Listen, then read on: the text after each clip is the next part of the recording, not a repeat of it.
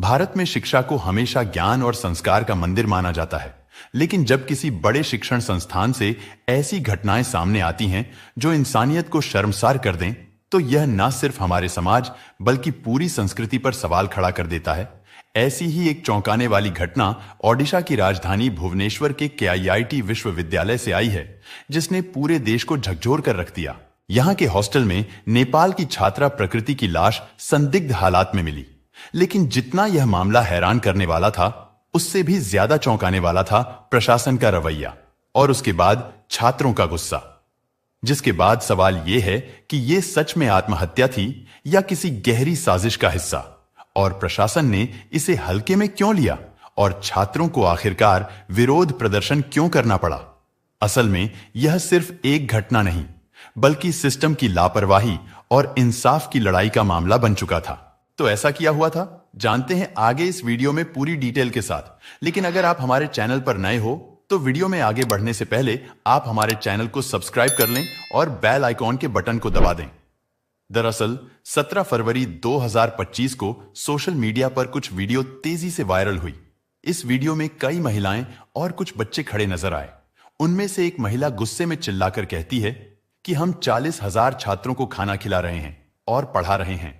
इससे पहले कि वह अपनी बात पूरी कर पाती कि तभी दूसरी महिला बोल पड़ती है कि तुम्हारे देश नेपाल का उतना बजट नहीं होगा जितना हम तुम पर खर्च कर रहे हैं।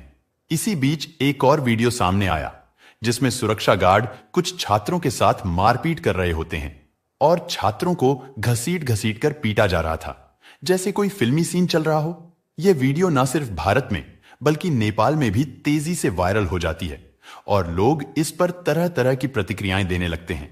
साथ ही नेपाल के प्रधानमंत्री और संसद में भारी हंगामा हुआ। दरअसल जब एक नेपाली छात्रा के साथ नस्ल भेदभाव का मामला सामने आया तो नेपाल सरकार ने सख्त लहजे में कहा कि इस तरह की नस्ल भेदी टिप्पणियां और भेदभाव बर्दाश्त नहीं किया जाएगा। असल में यह घटना ओडिशा की राजधानी भुवनेश्वर के केआईआईटी विश्वविद्यालय की है, जहां नेपाल की एक लड़की बीटेक तृतीय वर्ष की छात्रा प्रकृति लाम साल पढ़ाई कर रही थी, जिसकी उम्र लगभग 22 साल थी। प्रकृति ने 16 फरवरी 2025 को दोपहर करीब 2 बजे नेपाल में अपनी मां को फोन किया और बातचीत के दौरान नेटवर्क की समस्या होने की वजह से उसे आवाज ठीक से सुनाई नहीं दे रही थी। लेकिन इसके बावजूद भी उसने अपनी मां से कहा कि वह एक सांस्कृतिक कार्यक्रम में जा रही है और वापस लौटने के बाद तुरंत बात करेगी। उसकी मां ने इसे सामान्य बातचीत समझकर हां कह दिया, लेकिन उन्हें शायद अंदाजा भी नहीं था कि यह उनकी बेटी की आखिरी कॉल होने वाली है। खैर, जब प्रकृति अचानक से लापता हुई तो उसके दोस्त उसे हर जगह ढूंढ रहे थे, क्लासरूम, कैंपस, सांस्कृतिक कार्यक्रम का स्थल, लेकिन प्रकृति कहीं नहीं मिल रही थी। इतना ही नहीं बल्कि उन्होंने उसे कई बार फोन किया, मगर कोई जवाब नहीं आया। धीरे धीरे उनकी चिंता बढ़ने लगी। आखिरकार जब वह उसके हॉस्टल के कमरे तक पहुंचे तो अंदर का नजारा देखकर उनके पैरों तले से जमीन खिसक गई, क्योंकि प्रकृति अब इस दुनिया में नहीं थी। यानी कि जिसने कुछ घंटे पहले ही अपनी मां से बात की थी और दोबारा फोन करने का वादा किया था, अब वह मृत पाई गई। यह खबर पूरे विश्वविद्यालय में आग की तरह फैल गई। हर जगह हलचल मच गई।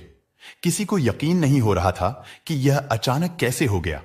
फिर धीरे धीरे बातें निकलकर सामने आने लगीं तो पहली कहानी यह सामने आई कि प्रकृति और बीटेक के छात्र आद्विक श्रीवास्तव के बीच रिश्ता था और दोनों एक दूसरे को लंबे समय से जानते थे। छात्र भड़क गए और सब प्रशासन से जवाब मांगने लगे कि अगर यह सब पहले से हो रहा था तो किसी ने कुछ किया क्यों नहीं, क्योंकि प्रकृति ने इस बात को लेकर पहले भी कई बार शिकायत की थी। लेकिन असल में प्रकृति की मौत की वजह कुछ और ही थी, जो आगे आपको पता चलेगा। इस घटना के बाद विशेष रूप से नेपाली छात्रों में आक्रोश भड़क उठता है। वह इस मौत को सिर्फ एक हादसा मानने के लिए तैयार नहीं थे। फिर 16 फरवरी की रात भर वह विश्वविद्यालय परिसर में धरना प्रदर्शन करते हैं और प्रकृति के लिए न्याय की मांग करने लगते हैं। हालांकि विश्वविद्यालय प्रशासन इस विरोध को शांत करने के बजाय उसे दबाने की कोशिश करता है और छात्रों को समझाने के बजाय 17 फरवरी को प्रशासन एक आदेश जारी करता है, जिसमें कहा जाता है कि 15 अप्रैल तक विश्वविद्यालय विशेष रूप से नेपाली छात्रों के लिए बंद रहेगा, इसके साथ ही प्रशासन ने नेपाली छात्रों को जल्द से जल्द हॉस्टल खाली करने का निर्देश दे दिया। इस आदेश के बाद छात्रों में और भी ज्यादा गुस्सा और भय फैल गया। इस आदेश के बाद छात्रों के साथ जबर मारपीट शुरू हो जाती है, तो कुछ छात्रों ने इस पूरी घटना का वीडियो बना लिया, लेकिन विश्वविद्यालय के लोगों ने जबरदस्ती फोन चेक करके सारे वीडियो डिलीट करवा दिए। साथ ही हॉस्टल में मंजू शाह पांडे और जयंती नाथ नाम की 2 औरतें बच्चों को धमकाने लगीं। मंजू शाह गुस्से में चिल्लाई और कहा कि हम 40,000 बच्चों को फ्री में खिला पिला रहे हैं, पढ़ा रहे हैं, और तुम लोग हमसे ही सवाल कर रहे हो, और आप में इतनी हिम्मत कहां से आई। और जयंती नाथ ने तंज कसते हुए कहा कि तुम्हारे पूरे देश का उतना बजट नहीं होगा जितना हम तुम पर खर्च कर रहे हैं। यानी बच्चों को चुप कराने की पूरी कोशिश की गई और डराया धमकाया गया ताकि कोई इस मामले को आगे ना बढ़ाए। लेकिन जब इस घटना के वीडियो और ऑडियो वायरल हो जाते हैं तो नेपाल के प्रधानमंत्री केपी शर्मा ओली इस मामले को गंभीरता से लेते हैं और 2 अधिकारियों को जांच के लिए भारत भेजते हैं। नेपाल में इस घटना को लेकर बड़े स्तर की रिपोर्टिंग शुरू हो जाती है और यह पता चलता है कि आद्विक का परिवार एक राजनीतिक पार्टी से जुड़ा हुआ है। विश्वविद्यालय प्रशासन और कुछ राजनेता आद्विक को बचाने की कोशिश कर रहे थे, लेकिन जब मामला नेपाल और पूरे देश में फैल गया तो प्रशासन को सख्त कार्रवाई करनी पड़ी।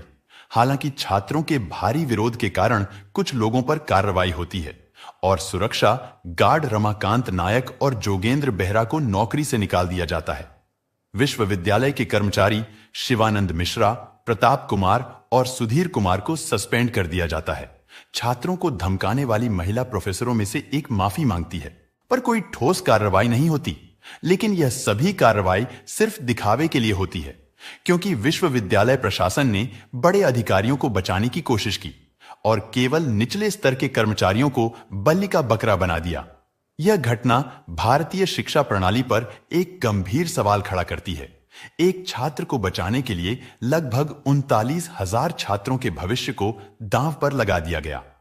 प्रकृति की मौत केवल एक आत्महत्या नहीं थी, बल्कि एक सोची समझी प्रताड़ना का नतीजा थी।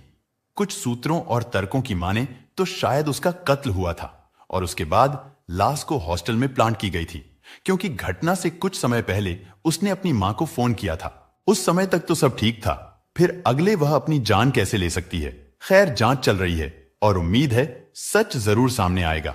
जबकि विश्वविद्यालय प्रशासन ने जो किया वह किसी भी तरह से मानवीय नहीं था और शिक्षा व्यवस्था, राजनीति और समाज के गहरे सवालों को उजागर करती है। यानी यह दिखाता है कि कैसे सत्ता में बैठे लोग, विश्वविद्यालय प्रशासन और राजनीतिक संबंध रखने वाले परिवार मिलकर सच को दबाने की कोशिश करते हैं, जबकि आम छात्र और कर्मचारी इस खेल में सिर्फ मोहरे बनकर रह जाते हैं। साथ ही नेपाल के प्रधानमंत्री केपी शर्मा ओली का इस मामले में दखल देना यह दर्शाता है कि यह घटना सिर्फ भारत तक सीमित नहीं रही, बल्कि अंतर्राष्ट्रीय स्तर पर भी इसकी गूंज सुनाई दी। और यह प्रशासन की नाकामी को भी उजागर करता है कि जब तक मामला सार्वजनिक नहीं हुआ तब तक कोई ठोस कार्रवाई नहीं की गई, क्योंकि छात्रों के विरोध और मीडिया रिपोर्टिंग के दबाव में कुछ कार्रवाई नहीं हुई, बल्कि असली गुनहगारों को बचाने के लिए सिर्फ निचले स्तर के कर्मचारियों को लेकर इस मामले को शांत करने की कोशिश की गई।